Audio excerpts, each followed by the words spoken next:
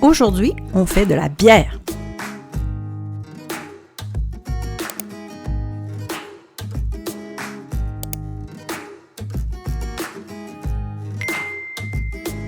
Faire de la bière est facile et très satisfaisant. En plus, ça ne prend que très peu d'équipement. Il n'y a donc aucune vraie bonne raison pour ne pas essayer. Je vous en propose donc une introduction. On peut faire de l'alcool avec presque n'importe quel sucre. Le type de sucre employé va affecter le résultat final, tout comme le type de levure utilisée. Pour faire de la bière, on va utiliser le sucre contenu sous forme d'amidon dans les grains d'orge. L'amidon doit d'abord être transformé en sucre. Cette opération s'appelle maltérisation. On ne fera pas cette étape-là aujourd'hui. C'est ce sucre qu'on appelle malt qui sera utilisé par les levures pour créer de l'alcool. On va aussi ajouter du houblon. Le houblon, c'est ce qui donne l'amertume à la bière. C'est aussi ce qui va lui donner un goût plus complexe. Plusieurs livres existent sur l'art de faire de la bière. Si le sujet vous intéresse et que vous voulez vous perfectionner, je vous suggère de vous en procurer. Allez, on a assez discuté. On attend quoi pour commencer? Tout d'abord, il faut vraiment bien tout nettoyer. Surface et instruments devront être stérilisés. On va étendre une serviette propre qui nous servira à déposer les outils qui auront été stérilisés. J'utilise un produit qu'on appelle Aseptox. C'est un désinfectant qui n'a pas besoin de rinçage. Si on n'en a pas, on pourra faire bouillir tous nos instruments.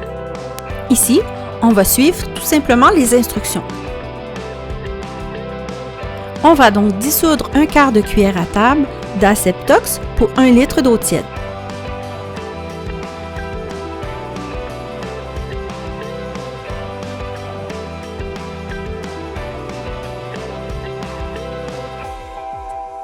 Puis, on fera tremper tous les instruments 3 minutes. Cette étape est très importante. En effet, pour contrôler le résultat final, il faut s'assurer que les levures qu'on va ajouter à notre bière n'aient pas de compétition avec des levures sauvages. Pour ce qui est des bouteilles et des touris, on va tout simplement verser notre solution à l'intérieur.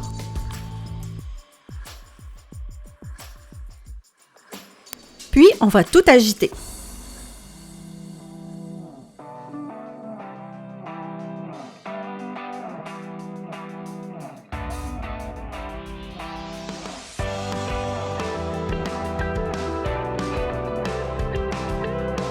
Surtout, n'oubliez pas les goulots, les manches et les poignées.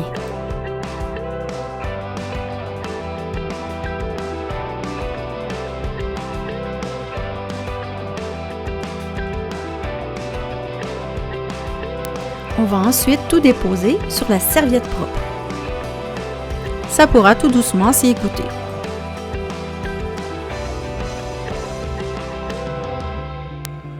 Avant de débuter la bière à proprement parler, je vous propose une étape supplémentaire. L'idée est de multiplier les levures afin de leur permettre de bien coloniser notre bière. En effet, on ne veut absolument pas de compétition avec des levures étrangères. On va donc avoir besoin d'un sachet de levure. Ici, je vais utiliser de la levure de type American Ale. 100 g d'extrait de malt sec. 750 g d'eau non chlorée. Puis 2 g de houblon cascade. On va aussi avoir besoin d'un thermomètre, d'un entonnoir, d'un contenant de 1 litre. J'utilise un Erlenmeyer, mais n'importe quel type de bouteille pourrait faire l'affaire.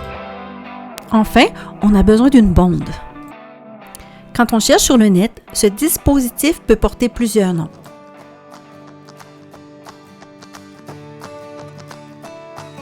Il sert à laisser s'échapper le CO2 produit par la fermentation, tout en évitant que notre solution soit contaminée par l'air environnant.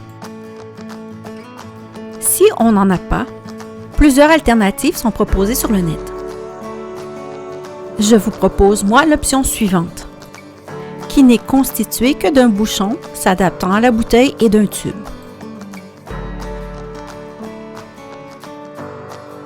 On va percer notre bouchon. On le perce complètement. Le diamètre du trou doit pouvoir permettre d'insérer le tube. L'autre extrémité du tube sera entièrement plongée dans un verre d'eau. Le tout doit être étanche. Ainsi, le CO2 produit par la fermentation de nos levures pourra s'échapper par notre tube. On va peser nos ingrédients. L'extrait de malt est sous forme de poudre.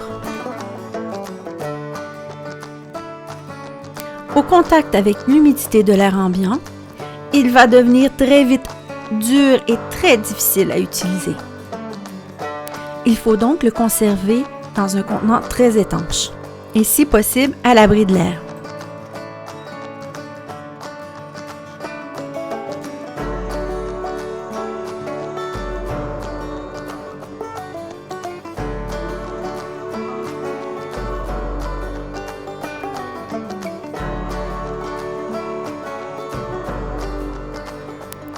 On va mélanger eau, extrait de malt et houblon.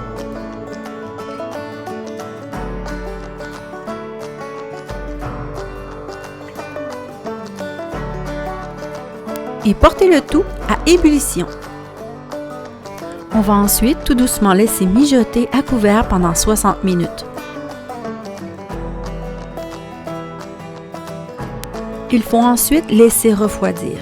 En effet, nos levures ne survivront pas dans une température trop élevée.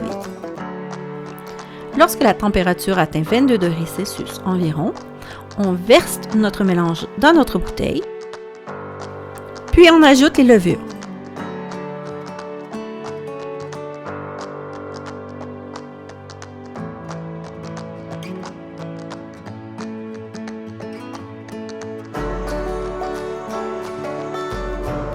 On remplit notre bonde de liquide de désinfection.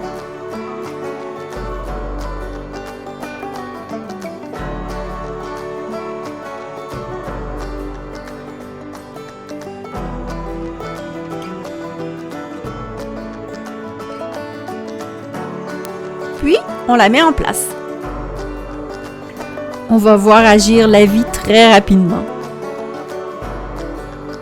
On va laisser nos levures agir à couvert. Ça peut durer plusieurs jours. C'est fonction de la température. On sait que c'est prêt à être utilisé quand l'agitation à l'intérieur de la bouteille s'est calmée et qu'il y a un gros dépôt au fond. On va devoir encore attendre un petit peu avant de pouvoir goûter à ça.